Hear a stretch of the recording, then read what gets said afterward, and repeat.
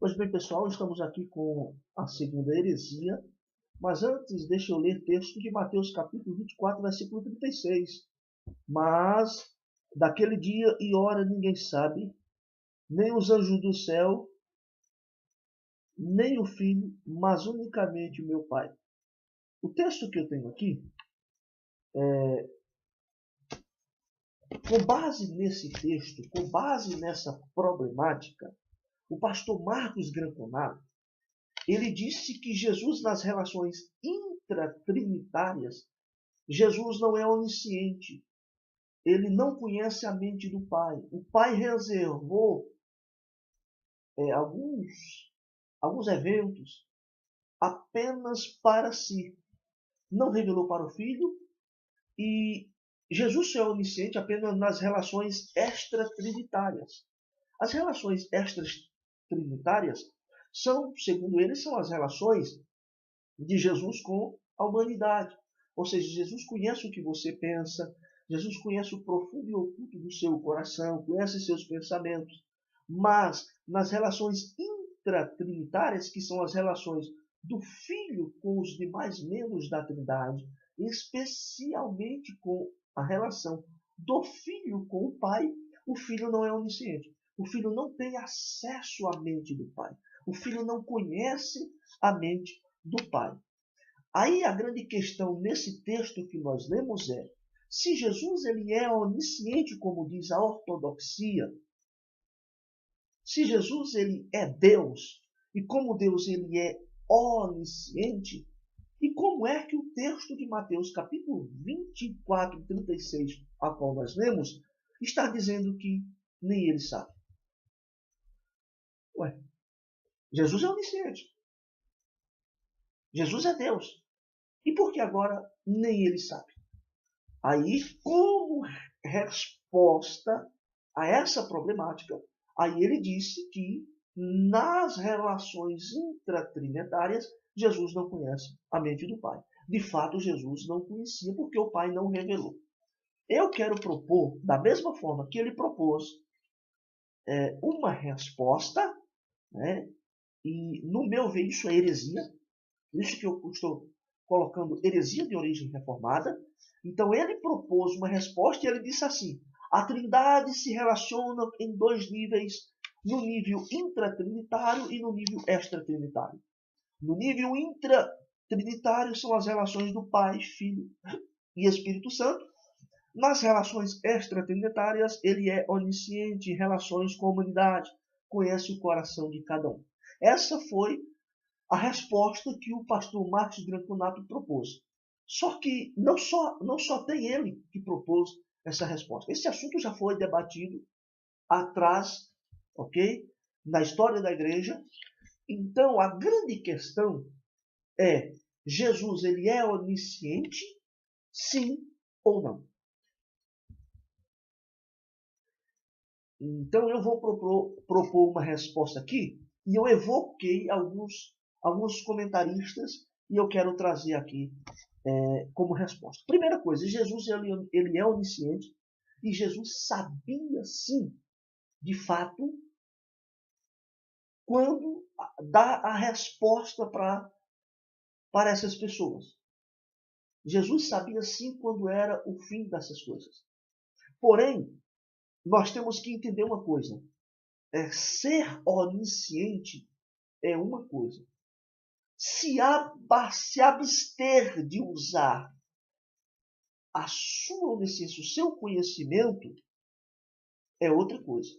Então, o fato de Jesus não ter usado esse atributo do conhecimento perfeito entre todos os membros da deidade, Jesus se absteve de fazer uso nessas relações, porque Jesus tinha como missão glorificar a Deus, Pai.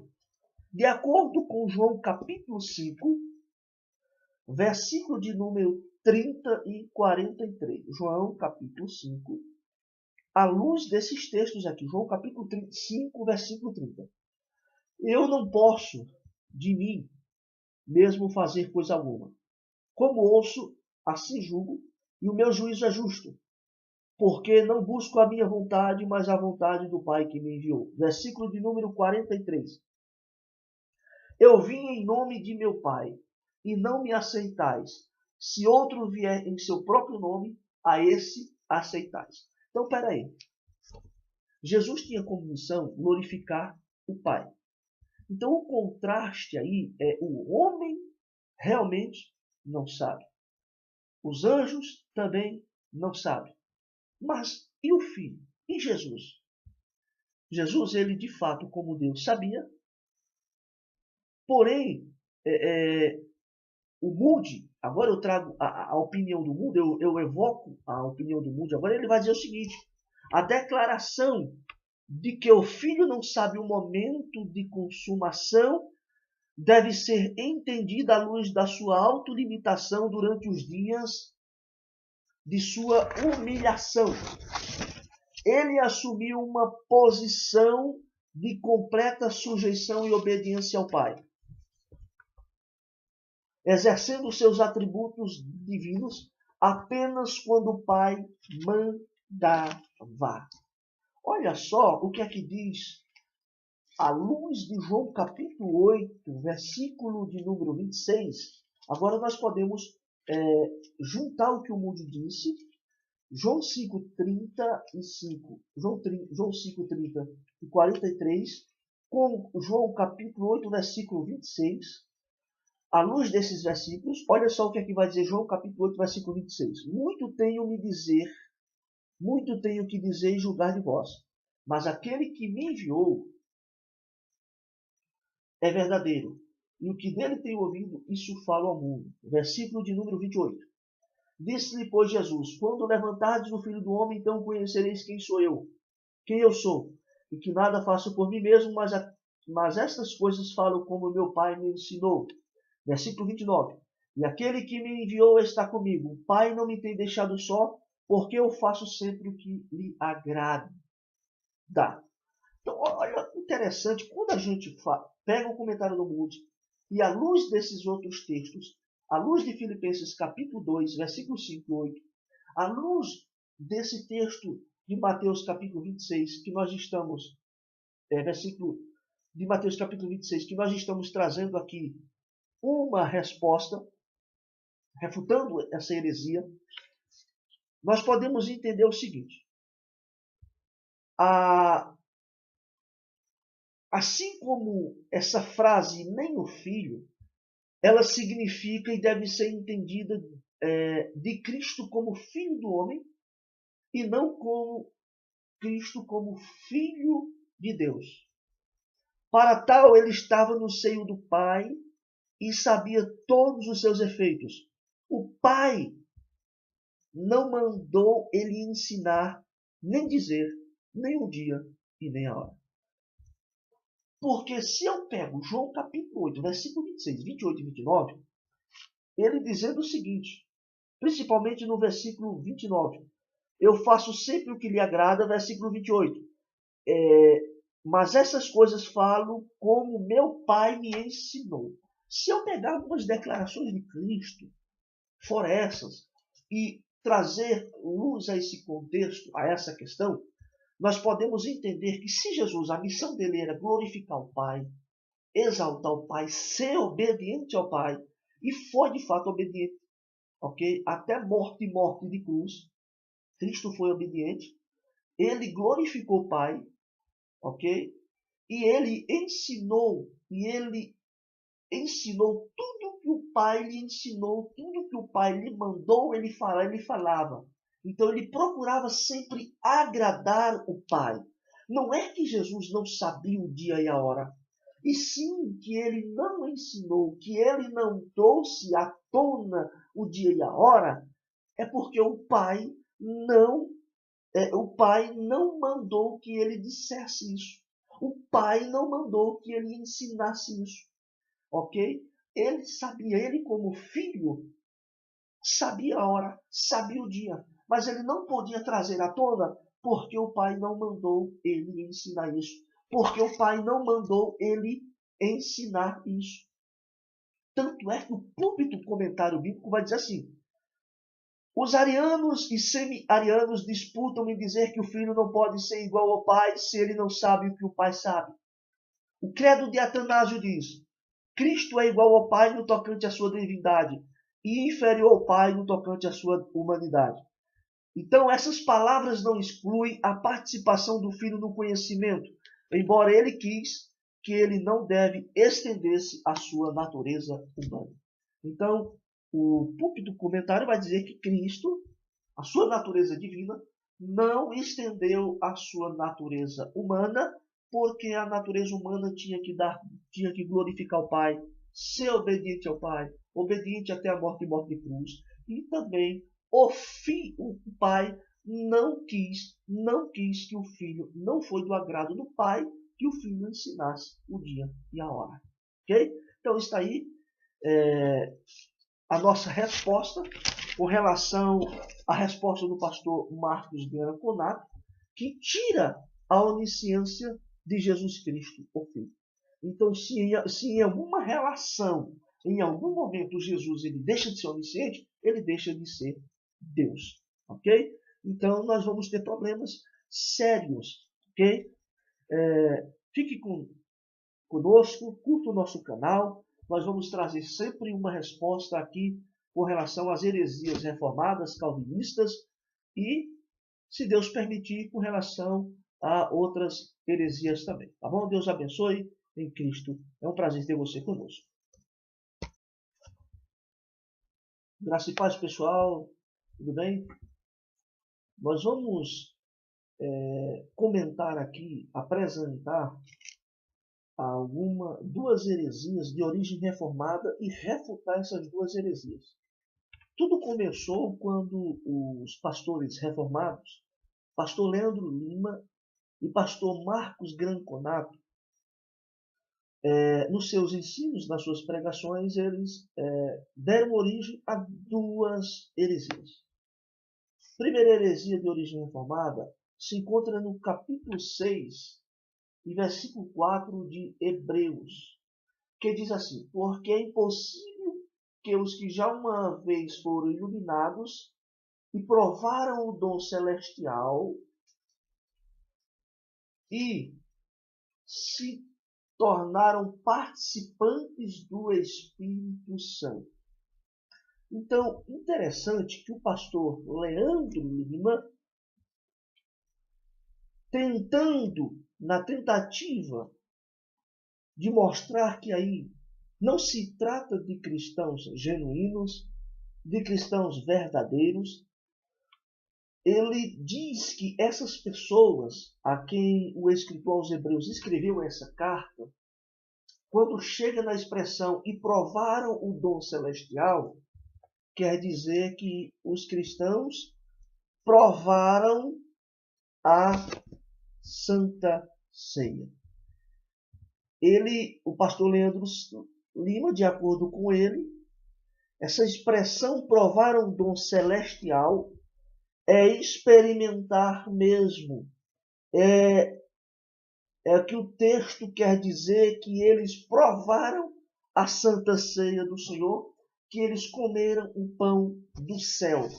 Isso é o que ele diz. Aí, meus irmãos, aí é de doer.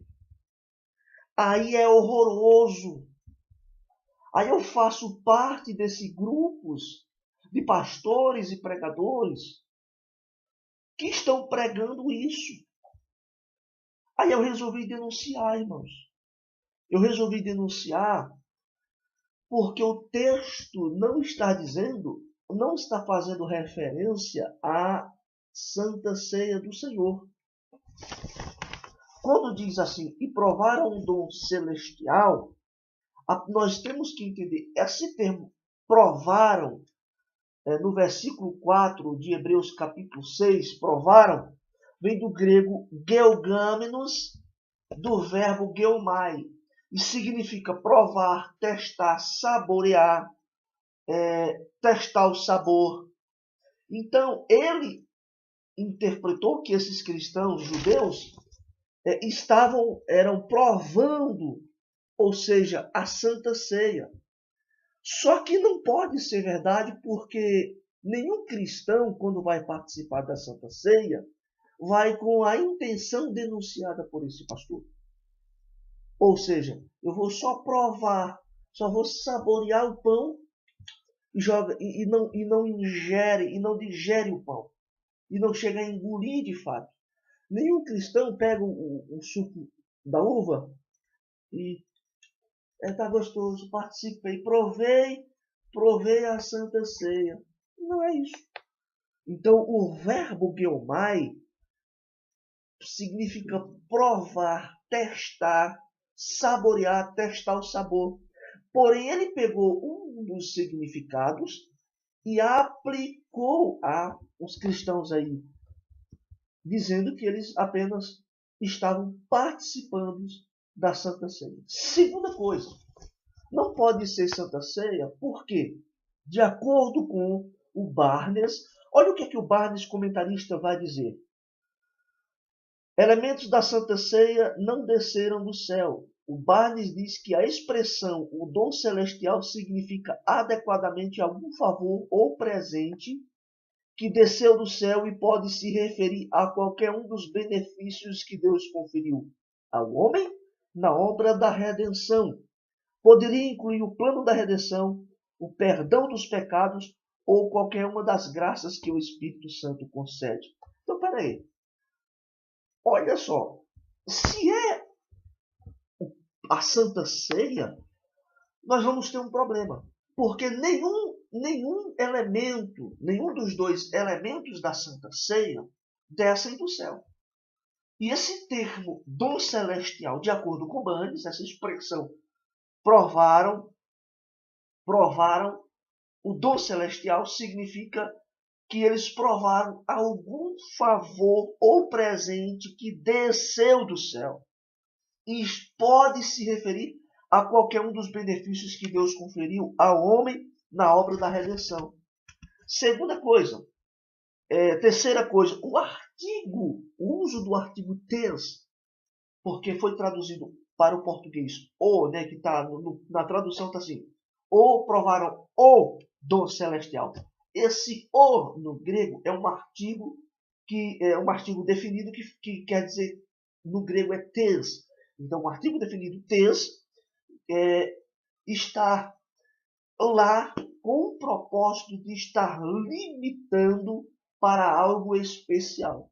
Então, peraí, se eu tenho um artigo no grego tes, traduzido para o português está limitando, está apontando para algo especial. Ou seja, eles provaram ou apontando, limitando esse algo especial que eles provaram. Então, não é pão, não é suco de uva, não. Como o Barnes diz, é algo que desceu do céu. Então, como sendo conferido diretamente do céu, e essa conexão parece exigir que compreendemos que de algum favor especial que poderia ser conferido apenas em os filhos de Deus. Então, se eu pego esse artigo definido, tes, traduzido para o português, ou com o comentário do Barnes, então eu vou entender que, fazendo uma conexão direta, nós podemos entender que isso só pode ser conferido apenas em os filhos de Deus. Aí, quando nós vamos ler Hebreus capítulo 2, versículo 9, Hebreus capítulo 2, versículo 3 e 5, nós entendemos, eu entendo que esse artigo definido, apontando para algo que é limitado, está limitando algo especial, no caso aí é a salvação. Porque Efésios 2, 8 ao 10 vai dizer que a salvação é dom de Deus. Então, se a salvação é dom de Deus, o autor dos Hebreus está apontando para esse algo limitado, especial. Está apontando, falando que esses judeus aí, convertidos, eles eram pessoas salvas, eles provaram da salvação. Ok? Então, eu entendo isso também com base em Hebreus capítulo 1, versículo 14, capítulo 3, versículo 1 e capítulo 2, versículo 10.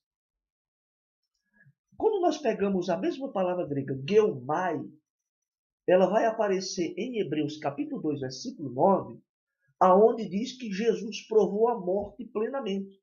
Então, se eu pego o que alguns calvinistas vão dizer, alguns reformados vão dizer, que provaram aí não é degustar de fato, é só provar, não é, ingerir plenamente. Então, Jesus ele não morreu plenamente. Jesus simplesmente quase morreu. E se Jesus quase morreu, nós quase fomos salvos. Entendeu a grande questão? Então nós temos o mesmo termo grego geomai em Hebreus capítulo 2, versículo 9, quando diz que Jesus provou a morte. Então, esses cristãos, aos hebreus, quando o escritor escreve a esses judeus convertidos, de fato eles eram cristãos. Por quê? Hebreus capítulo 3, versículo 1, vai chamar eles de irmãos. Hebreus capítulo 3, versículo 1. Olha o que é que vai dizer. Hebreus capítulo 3, versículo 1. Chame eles de irmãos. Por isso, irmãos santos, por isso, irmãos santos, chama eles de irmãos e chama eles de santos. E o termo grego para irmãos é adelphos, ok? O termo grego para irmãos é adelphos.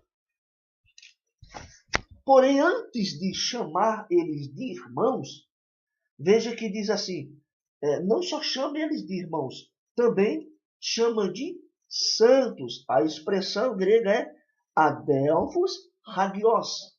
Adelphos hagios, ou seja, irmãos santos. Então, o escritor aos Hebreus, no capítulo 3, ele está identificando que esses irmãos que ele está se referindo são cristãos de fato genuínos. E a palavra adelphos, ela vem da letra alfa, né, que a primeira, ela vem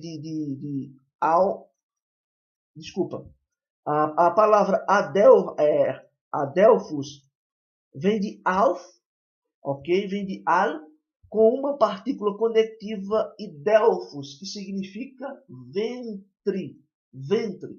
Então, nós podemos dizer que irmãos, dentro desse contexto, significam irmãos que nasceram no mesmo ventre. Então, aqui está se referindo a irmãos, pessoas que nasceram de Deus, pessoas que nasceram de cima, regeneradas, pessoas que estão, pessoas, além de serem irmãos, são santos em Cristo. Então, o autor está identificando essas pessoas aqui, no Hebreus capítulo 3, versículo 1, como pessoas santas e que estavam em Cristo. Então, agora que eu sei que essas pessoas são realmente cristãs genuínas, o autor identifica ela, não só no capítulo 3, mas existem outros capítulos também, nós agora entendemos que são cristãos. Também entendemos que não se trata de Santa Ceia, se trata da salvação. E eles provaram, e eles realmente professavam a fé cristã, conforme Hebreus capítulo 5, no versículo 12, que diz assim: porque devendo já ser mestre pelo tempo, ainda necessitais de que se vos torne a ensinar quais sejam os primeiros rudimentos da palavra de Deus, e vos afeitos tais que necessiteis de leitos e não de sólido mantimento. Espera aí. Esses cristãos aqui, eles professavam a fé cristã e não eram novos convertidos, não. E não eram novos convertidos, como alguns calvinistas estão dizendo. Segundo, também não eram novos convertidos e também não eram pessoas que não eram convertidas na fé. Não eram não cristãos. Eram cristãos genuínos, como nós já vimos. E olha só o que diz o texto. Eles estavam há tempos na presença do Senhor, servindo a Cristo, professando a fé cristã, mas ainda estavam vivendo como se tivessem pouco tempo. Então o autor cobra que o tempo que eles estavam professando a fé cristã já era para eles serem mestres. Ok? Então, para finalizar essa questão de provar um dom celestial, o Heineken e o Roger, eles vão expressar o seguinte: o desfrutar real e consciente das bênçãos aprendidas em seu verdadeiro caráter. O David Peterson escreve: sugere experimentar algo de forma real e pessoal e não simplesmente uma degustação. Provaram significa uma experiência profunda. Portanto, não tem nada de Santa Ceia no texto, não tem nada de não cristãos, não tem nada de novos convertidos. Nós estamos falando de cristãos genuínos e falando de pessoas que estavam há tempos professando a fé cristã. Ok, pessoal? Deus abençoe em nome de Jesus.